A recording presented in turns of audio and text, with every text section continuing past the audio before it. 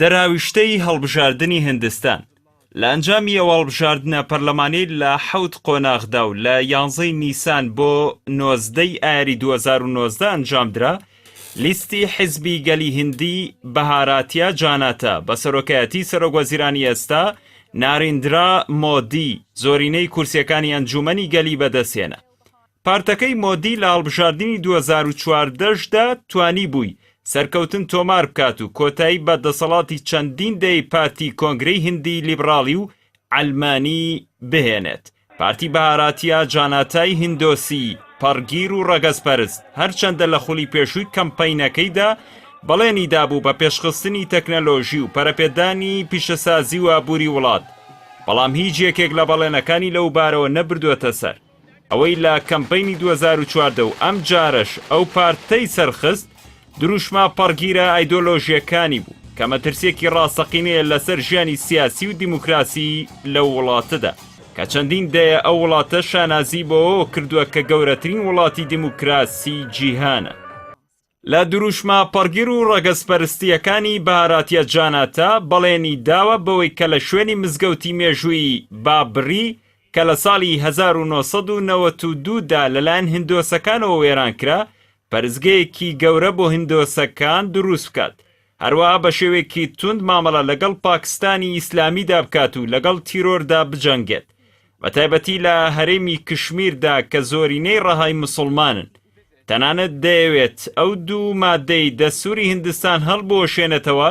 کە وەکو تایبەتمەندی بەڵێنی ئۆتۆنۆمی داوەتە و هەرێمە. لە هەموو ئەو دروشمانە ڕەگەزپەرستانە تر ئەوەیە کە ئەو پارتە بەڵێنی داوە مافی پەنابەرێتی بداتە هەموو کەمینە ستەم لێکراوەکانی چواردەوری هیندستان کە پەنایان بۆ وڵاتەیەناوە، بەڵام ئەو مافە مسلمانان ناگرێتەوە. ئەو پارتە و لایەنگرانی مسلمانان کە لە 15 دانیشتوانی ئەو وڵاتە پێکدێنن بە دوژمنی هیند و دۆستی پاکستان تۆمەتبار دەکەن. هەر بۆیە لە ساڵی 2014ەوە بەهاراتیە جاناتا لە هەرێمی کشمیری داگیرکرا و چرای سەوزی بۆ ئاسایش و سوپای هیندستان هەڵکردووە بۆ ئەوەی بە توندترین شێوە ئۆپۆزیسیۆن و سیاسیەکانی وەرێمە سەرکوت بکەن. لە دوای کەمپەینە پەرگیرانەکەی بەهاراتیە جاناتا کە داوای گۆڕینی مادە دەسووریەکانی دەکات کە بە بنەمای یەکگرتووی هیندستان و پێکاتەکانی لە قەڵەم دەدرێت، پارتە کشمیریەکانی لایەنگری هیندستانیش ڕای دەگەێنن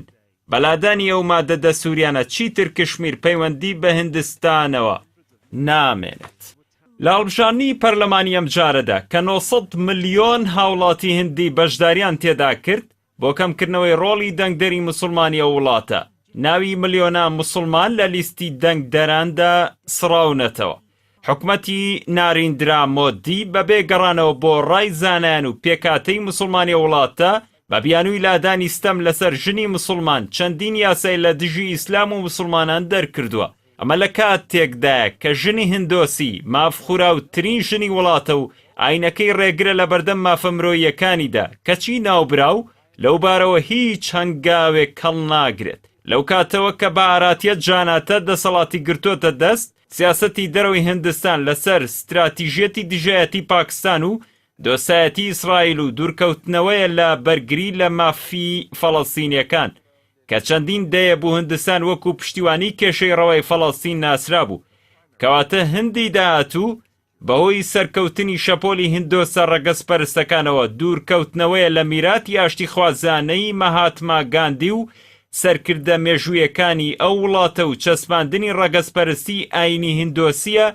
لە گشت بوارەکانی ژیانی سیاسی و کۆمەڵایەتی و ڕۆشنبیری لە وڵاتەدا کە دوجار بەرەو لێکترازان و پاشەڕۆی نادیاری دەبات، چونکە چەکی ئەتۆمی و موشەکە کیشوەر بڕەکان ناتوانن جێگەی سەقامگیری کۆمەڵایەتی بگرنەوە مادەم ستەمی مرۆی و سیاسی بەرقەرار بێت.